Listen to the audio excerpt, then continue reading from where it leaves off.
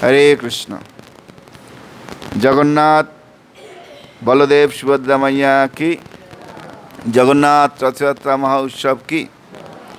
হরে কৃষ্ণ। আন্তর্জাতিক কৃষ্ণ ভবনামৃত সংঘ ইস্কনের পক্ষ থেকে আপনাদের সকলকে স্বাগত জানাচ্ছি। তা আজকে আমাদের জগন্নাথ এসেছেন তার প্রথম দিন। গতকালকে জগন্নাথ তার মাসির বাড়ি এসেছেন। এই উপলক্ষে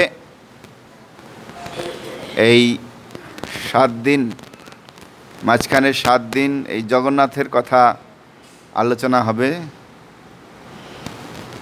এবং ভগবানের নাম কীর্তন হবে। সবাই তাতে অংশগ্রহণ করছেন। তো শাস্ত্রে বলছে, অদ্যাপিও সেই লীলা করে গোরা রায়, কোনো কোনো ভাগ্যবানে দেখিবারে। তো এই নয় ভগবান কাঠপাথরের মূর্তি, ভগবান কাঠপাথরের মূর্তি নয়, ভগবান হচ্ছেন সাক্ষাৎ ব্রজেন্দ্রনন্দন। হ্যাঁ, হয়তো আমরা দেখছি উনি কাঠের মূর্তি রূপে দাঁড়িয়ে আছেন,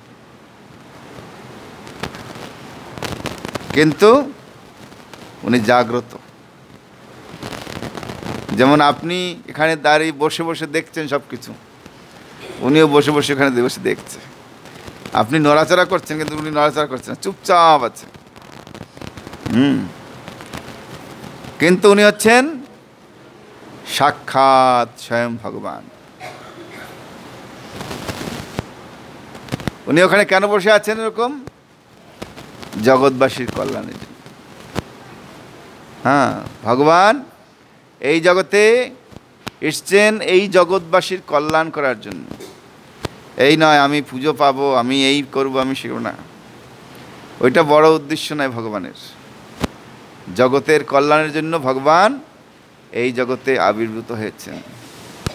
সেজন্য শাস্ত্র বলছে, পরিত্রাণায় সাধুনাম বিনাশায় চ দুষ্কৃতম ধর্ম সংস্থাপনার্থায় সম্ভবামি যুগে যুগে। তো সাধুদের পরিত্রাণ আর দুষ্কৃতীদের বিনাশ।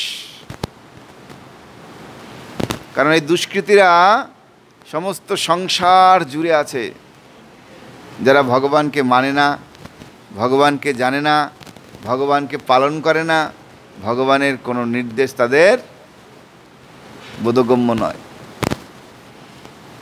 আপনারা সবাই একটু আগে আগে চলে আসেন, তাহলে কী হবে, পিছের লোকজন এসে বসতে পারবে।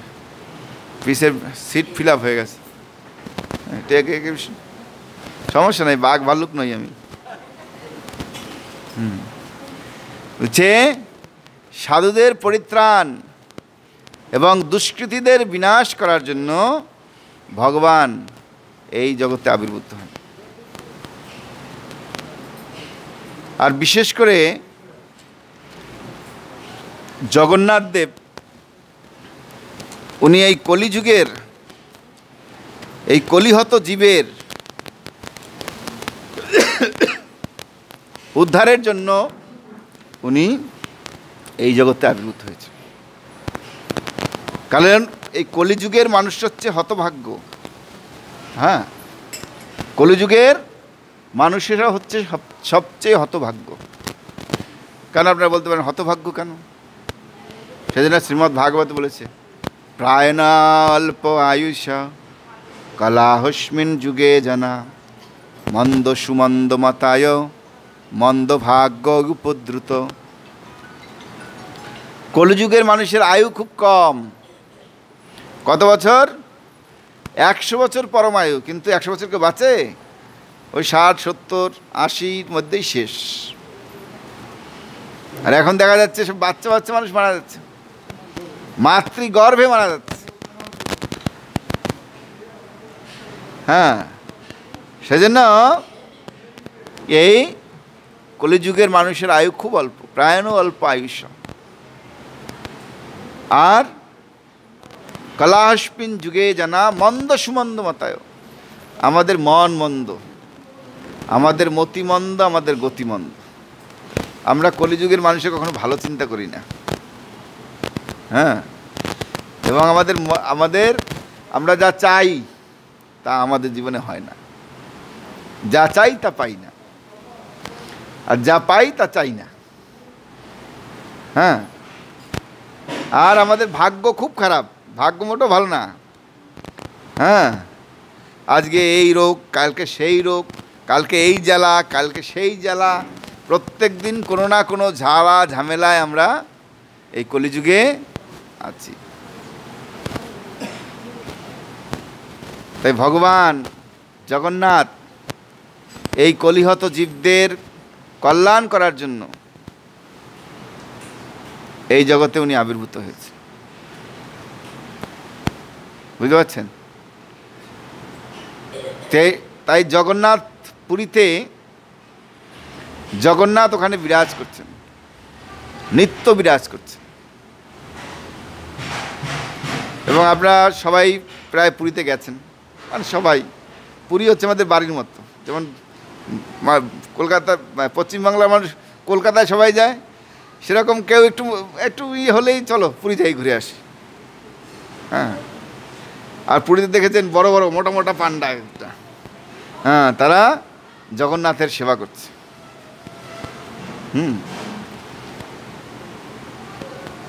দেখবেন বিভিন্ন রকমের সেবা চলছে ওখানে। তো ওখানে জগন্নাথের ওই রাস্তার মধ্যে কাউকে কিছু রাখতে মানা করুন, ও চিৎকার করবে আবার। ওরা যা রাখুক এদিকে রাখুক। তো জগন্নাথ পুরীতে পান্ডারা সেবা করছে। আগে কি হতো, কেউ যদি 10 টাকা পান্ডাকে দিত, ওই পান্ডা নিয়ে জগন্নাথকে গলায় জড়িয়ে ধরত। পান্ডা কি করতো, ওই জগন্নাথের সামনে নিয়ে যেত লোককে। আগে যদি, এখন একটু অনেকটা হয়েছে, এখন এগুলো করে না। আগে আমি শুনেছি। হ্যাঁ, আর লোক গেলেই পান্ডা পুরীতে ধরতো, ধরে ওর কাছ থেকে টাকা কিভাবে নিতে হবে সে কৌশল তাদের কাছে আছে। এবং বিভিন্ন রকমের সেবা করতো তারা। তো রামানুজাচার্যের নাম শুনেছেন আপনারা? রামানুজ একটা সম্প্রদায় আছে, শ্রী সম্প্রদায়, দক্ষিণ ভারতের একটা সম্প্রদায়। দেখবেন মোটা মোটা তিলক পরে, এরকম বড় বড় এরকম মাথায়। হ্যাঁ, মোটা মোটা তিলক, এখানে একটা আবার মাঝখানের লাল ইর মতো থাকে। তো ওই সম্প্রদায়ের নাম হচ্ছে রামানুজ সম্প্রদায়। আর 12শত শতাব্দীর দিকে উনি একবার পুরীতে এসেছিলেন।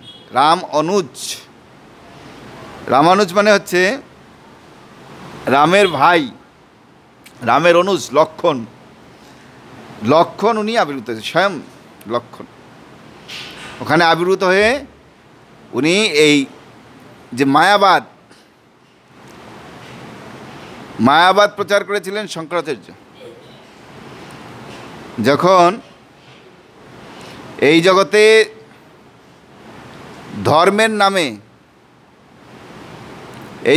ধর্মের নামে অনেক কিছু হয়েছে। যেমন আগে মুনি ঋষিরা বেদ পাঠ করতেন এবং বেদের বিভিন্ন যজ্ঞ অনুষ্ঠান করতেন। সেই যজ্ঞ অনুষ্ঠানের জন্য তারা কি করতেন? পশু বলি করতেন। আর এই বেদের নাম করে সবাই যজ্ঞ, আপনারা সবাই এগিয়ে আসুন, কাজ করছেন, এগিয়ে আসুন, সবাই একটু এগিয়ে আসুন। হ্যাঁ, কী হয়েছে? এই বেদের নাম করে পশু বলি করতেন। তো সেই পশু বলিকে বন্ধ করার জন্য ভগবান বুদ্ধদেব এই জগতে আবির্ভূত হয়েছে। বুঝতে পারছেন? বুদ্ধ যেই ধর্ম প্রচার করেছিলেন সেই ধর্ম ছিল অহিংস ধর্ম। সেই ধর্মে আসল উদ্দেশ্য ছিল কেউ কাউকে হত্যা করবে না, কোনো জীব হত্যা করতে পারবে না। বুদ্ধদেব যে ধর্ম প্রচার করেছিল, হ্যাঁ, এই পশুঘাতকে রক্ষা করার জন্য, মানে পশু বলিকে বন্ধ করার জন্য বুদ্ধদেব এই জগতে আবির্ভূত হয়েছিল। এবং বুদ্ধদেব বলেছে ওই ধর্ম কিছু নাই, বেদচেদ কিছু না, বাদ দাও সব বেদচেদ, ও বেদচেদ কিছু পড়তে হবে না তোমাদের, আমি যা বলছি তাই করো। আর বুদ্ধদেব একটা ধর্ম প্রচার করেছেন, সেটা নির্বাণের ধর্ম। তোমরা কেউ পশুঘাত করো না, পশু হত্যা করো না, আমি যা বলছি তাই শোনো, এই ধর্ম প্রচার করেছেন বুদ্ধদেব। আর বুদ্ধ আসার পরে সারা জগৎ নাস্তিক হয়ে গেছে। বেদ না মানিয়া বুদ্ধ হইল নাস্তিক। যেহেতু বুদ্ধ বেদ মানতে না, কিন্তু বুদ্ধ কিন্তু ভগবানের অবতার। উনি কি করেছেন, এই পশু বলিকে বন্ধ করার জন্য, পশু হত্যাকে বন্ধ করার জন্য বেদকে নিষিদ্ধ করে দিয়েছেন। তখন বেদ যদি না থাকে তাহলে ধর্মই থাকবে না। আরে তাই ভগবান কি করেছেন, শিব ঠাকুরকে পাঠিয়েছেন। আর শিব ঠাকুর কি করেছেন, শঙ্করাচার্য রূপে এই জগতে আবির্ভূত হয়েছে। বুঝতে পারছেন? এই শঙ্করাচার্য হচ্ছেন শিব, স্বয়ং শিব শঙ্করাচার্য রূপে আবির্ভূত হয়েছেন। আবির্ভূত হয়ে উনি কি করেছেন, বলছে বেদ সত্য, ভগবান নিরাকার। উনি কি করেছেন, এই বেদকে তোমরা মানছো না, তাহলে তোমার কোনো ধার্মিকই নয়, বেদ সত্য, বেদ মানো, কিন্তু ভগবান হচ্ছে নিরাকার। আর ওইটাকে বলে মায়াবাদ। শাস্ত্র হচ্ছে মায়াবাদম অসৎ শাস্ত্রম প্রচ্ছন্ন বৌদ্ধমুচ্ছতে মায়েব বিহিতম দেবী কলৌ ব্রাহ্মণ মূর্তিনা। যে মায়াবাদকে খণ্ডন করার জন্য, মায়াবাদ হচ্ছে অসৎ শাস্ত্র, সৎ শাস্ত্র নয়।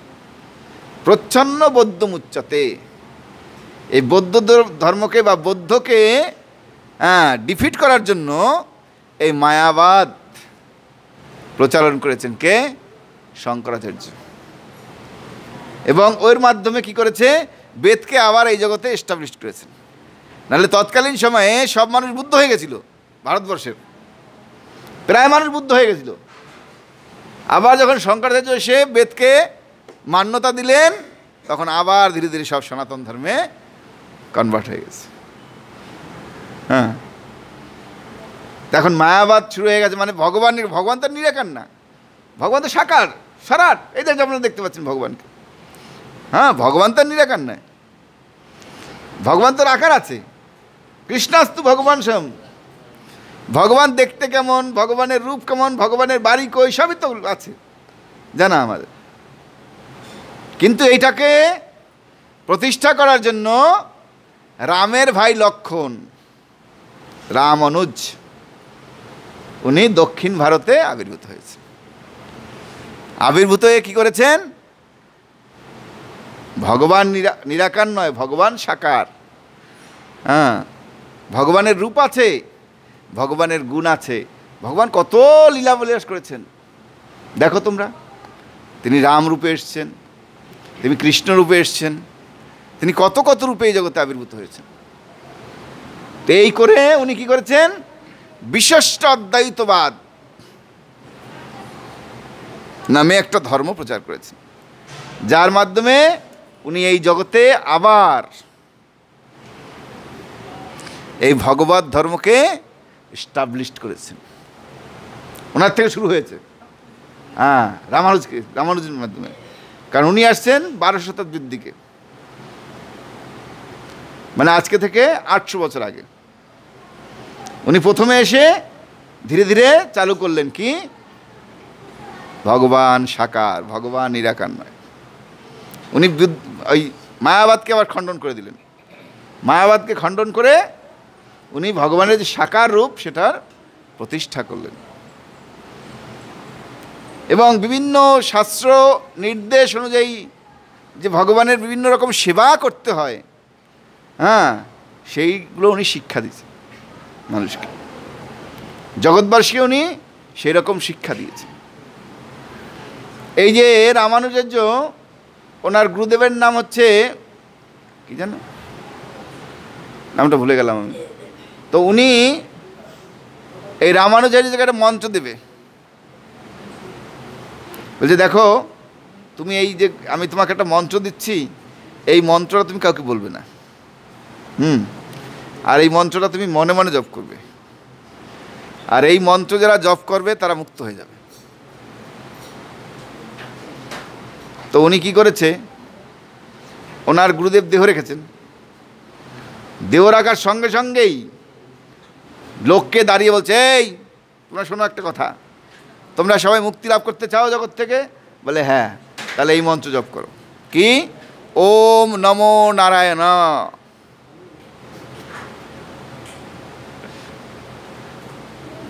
তো সেই রামানুজাচার্য উনি কি করেছেন, পুরীতে এসছেন। পুরীতে এসে দেখছে পান্ডারা কীরকম সেবা করছে রে, এর কোনো সিস্টেম নেই। যখন ইচ্ছা জগন্নাথকে খাওয়াচ্ছে, যখন ইচ্ছা জগন্নাথকে করছে। হ্যাঁ, এ তো কোনো সিস্টেম নেই, এটা একটা সিস্টেম করা দরকার।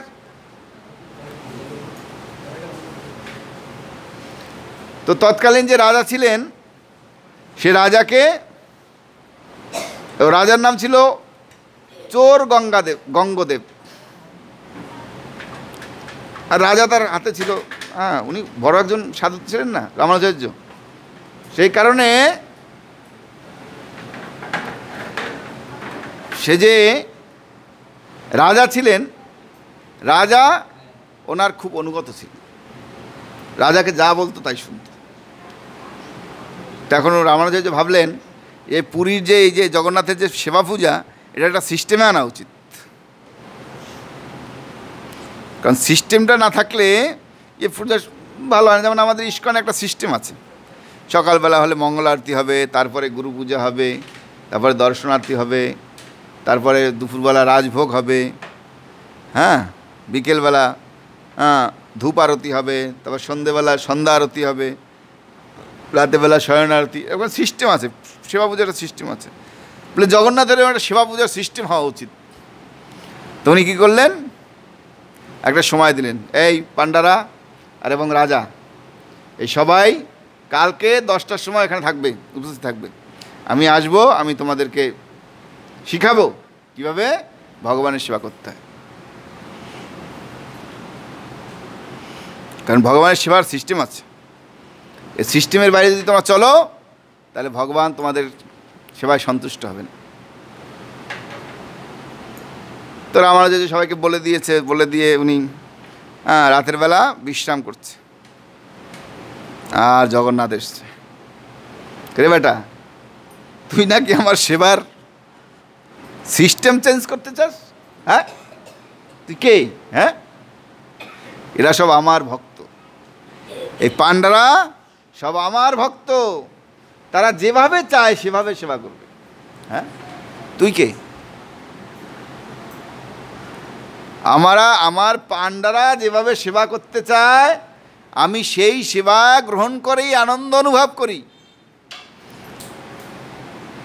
তোমাকে আলাদা করে আমাকে শেখাতে হবে না, তোমাকে আলাদা করে আমার এই পান্ডাদেরকে শেখানোর কোনো দরকার নাই, তুমি এখান থেকে বিদায় হও। তো কী করেছে জগন্নাথের কাছে তো গরুর আছে না, হ্যাঁ, গরুরের পিঠে উঠিয়ে দিয়েছে রামানুজাচার্যকে। তো পরের দিন সকালবেলা পান্ডারা, রাজা সবাই উপস্থিত হয়েছে। এই আজকে আমাদের রামানুজাচার্য উনি আমাদেরকে শিক্ষা দেবেন, ওখানে সুন্দরভাবে আমরা শিখব কীভাবে জগন্নাথের সেবা করতে হয়। ঠিক আছে, তোমরা সবাই আসো, বসো। সবাই বসে আছে। 10টা তো বেজে গেলে, 11টা বেজে গেল, 12টা বেজে গেল, 1টা 2টো হয়ে গেছে, উনি তো নেই। তখন রাজায় লোক পাঠিয়েছে, এ যাও দেখো গিয়ে কী অবস্থা, কী চলছে। তো রাজার লোক গিয়ে দেখছে যে সেখানে তো বাবা নেই। তো খবর এসছে জগন্নাথ তাকে কাঞ্চিপুরমে পাঠিয়ে দিয়েছে। হ্যাঁ, দক্ষিণ ভারতে কাঞ্চিপুরম আছে, সে কাঞ্চিপুরমে পাঠিয়ে দিয়েছে। তখন রাজা সবাইকে বলছে, আমরা যেরকম সেবা করছি জগন্নাথের, তোমরা সেরকমই সেবা করো। হ্যাঁ, কেউ জগন্নাথের সেবা করো না। চেষ্টা করো একটু ভালো মন্দ করতে। দেখো সাধু বাবা চেয়েছিল, জগন্নাথ অনুমোদন করেনি, তারপর একটু চেষ্টা করো ভালো করে সেবা করতে। তাই জগন্নাথের সেবা জগন্নাথ ছাড়া আর কেউ অনুমোদন করতে পারে না। জগন্নাথ যেরকম চাইবেন সেরকমই সেবা হবে। হ্যাঁ, এর থেকে আমাদের শিক্ষা যে জগন্নাথ হচ্ছেন জগতের নাথ এবং তিনি তার ভক্তদের খুব ভালোবাসেন। বুঝতে পারছেন? জগন্নাথ তার ভক্তদের খুব ভালোবাসেন। আর আমরা যদি জগন্নাথের এরকম সেবা করি মন দিয়ে প্রাণ দিয়ে, তাহলে তিনি সেটা গ্রহণ করেন। তিনি এই নয় যে কাঠপাথরের বিগ্রহ নয়, ও যখন দরকার হয় একেবারে সশরীরে এসে দাঁড়িয়ে যাবে। হ্যাঁ, যেমন মহাপ্রভু যখন সংকীর্তন করছিলেন, মহাপ্রভু সংকীর্তন করেছিলেন, মনে আছে? মহাপ্রভু যখন সংকীর্তন করছিলেন তখন ওই পাড়ার ব্রাহ্মণরা এসে কমপ্লেন করেছে। কার কাছে? হ্যাঁ, কাজীর কাছে, চাঁদ কাজীর কাছে। আর চাঁদ কাজী কী করেছে, উনি একদিন গিয়ে একেবারে রাগ টাগ হয়ে গিয়ে মৃদঙ্গ ভেঙে দিচ্ছে। হ্যাঁ, সে কীর্তনের মৃদঙ্গ ভেঙে দিয়েছে। আপনারা যদি যান শিবাসঙ্গনে এখনও সেই ভাঙা খোল এখনও আছে, বুঝতে পারছেন? দেখতে পাবেন সেই খোল ভাঙা। হ্যাঁ, ওই জায়গার নাম হচ্ছে খোল ভাঙার ডাঙা। তো চাঁদ কাজী খোল ভেঙে দিয়েছে। তো খোল ভেঙে দেওয়ার পরে রাত্রে যখন বেটা ঘুমিয়েছে, নরসিংহদেব চলে এসছে, এসে বুকের উপর বসেছে। বসে যায়, বেটা তুই আমার কীর্তন বন্ধ করে দিস না, এবার তোর বুকটা আমি ছিঁড়ব। তোর বুক ছেড়ে তোর রক্ত মাংস আমি বের করবো, দেখ কেমন লাগে মজা। হ্যাঁ, আর করবি? আমার কীর্তন বন্ধ করবি তুই? হ্যাঁ, বলে না না প্রভু আমাকে ক্ষমা করে দেন, আমি আর জীবনেও আপনার এই কীর্তন বন্ধ করব না। সেদিন থেকে চাঁদ কাজী ভক্ত হয়ে গেছে। কারণ মুসলমানরা সব নিরাকারের উপাসনা করে, কিন্তু এখানে দেখছি ভগবান সাকার এসে দাঁড়িয়ে গেছেন আমার সামনে। তাহলে ভগবান কি নিরাকার? হ্যাঁ, ভগবান যখন যেখানে ওনার ইচ্ছা সেইখানে আবির্ভূত হতে পারে। এই নয় ভগবান দেখে শুনে আসবে তোমার কাছে, আরে আমার কাছে কেন আসলো না, সবার কাছে এলো আমার কাছে কেন আসলো না? কারণ ভগবান কি তোমার চাকর? হ্যাঁ, না, ওনার যেখানে ইচ্ছা উনি সেখানে যেতে পারেন, উনি সেখানে আবির্ভূত হবেন, উনি সেখানে তার ভক্তের সামনে দাঁড়াবেন, উনি সেখানে তার শত্রুর সামনে দাঁড়াবেন। এই নয় জগন্নাথের হাত নেই, পা নেই, চোখ নেই, মুখ নেই, কিছুই নেই, সব চ্যাপটা চ্যাপটা। কে উনি? কি এরকম? ভগবান জগন্নাথ এই জগতের নাথ। উনি যখন খুশি আবির্ভূত হতে পারেন, উনি যখন খুশি আসতে পারেন, উনি যখন খুশি যেতে পারেন। এই নয় ওনার আসার জন্য আবার ঘন্টা বাজাতে হবে, হ্যাঁ, মাইক দিয়ে বলতে হবে এই ভগবান আসছে, এবার দেখো দেখো তোমরা সবাই। এরকম করে দেখবে ভগবান? এরকম করে আসবে? না না, উনি তার ভক্তের সামনে আবির্ভূত হন। ভক্ত যখন তাকে খাওয়ায় তখন সে খায়, ভক্ত আর ঘুম নেওয়ায় ঘুম নেয়, শুয়ে থাকেন, ঘুমায় থাকেন। আবার ভক্ত কি সকালবেলা জাগায়, উত্তিষ্ঠ উত্তিষ্ঠ, জাগ্রত জাগ্রত, তখন আবার ভগবান জাগি বসে, না আমি জাগছি বেটা। এটা হচ্ছে ভগবানের লীলা। ভগবান তার ইচ্ছা মতো লীলা বিলাস করে, বুঝতে পারছেন? এই জন্য এই নয় যে ভগবান নিরাকার, ভগবানকে দেখা যায় না। ভগবানকে দেখা যায় সাক্ষাৎ। ভগবান এখনও আজ অবধিও ভগবান লীলা করছেন, কিন্তু কারা দেখছে? কোনো কোনো ভাগ্যবানে দেখিবারে পায়, সবাই ভগবানকে দেখতে পায় না। হ্যাঁ, আর সবার সেরকম চোখ নেই, সেজন্য শাস্ত্র বলছে প্রেমাঞ্জন সুরিত ভক্তি বিলোচনেন শান্ত সদৈব হৃদয়ে সুবিলাকয়ন্তি জং শ্যাম সুন্দর অচিন্ত গুণস্বরূপম গোবিন্দমাদি পুরুষম তমহম ভজামি। ভগবানকে দেখতে হলে প্রেমাঞ্জন দরকার। প্রেম, এই চোখটার মধ্যে কাজল লাগাতে হবে, প্রেমের কাজল। দেখবেন কাজল লাগালে খুব ভালো লাগে, চোখ পরিষ্কার হয়। আর যখন আমরা এই প্রেমরূপ কাজল এই চোখে লাগাবো তখন আমরা ভগবানকে দেখতে পারবো, এর আগে দেখতে পারবো না। কারণ আমাদের মধ্যে প্রেমই নাই, ভগবানের জন্য প্রেম নাই, আছে? হ্যাঁ, সেজন্য ভগবানের প্রতি প্রেম থাকতে হবে।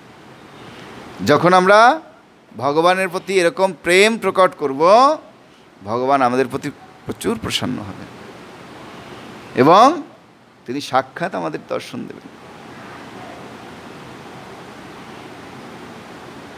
বুঝতে পারছেন? সেজন্য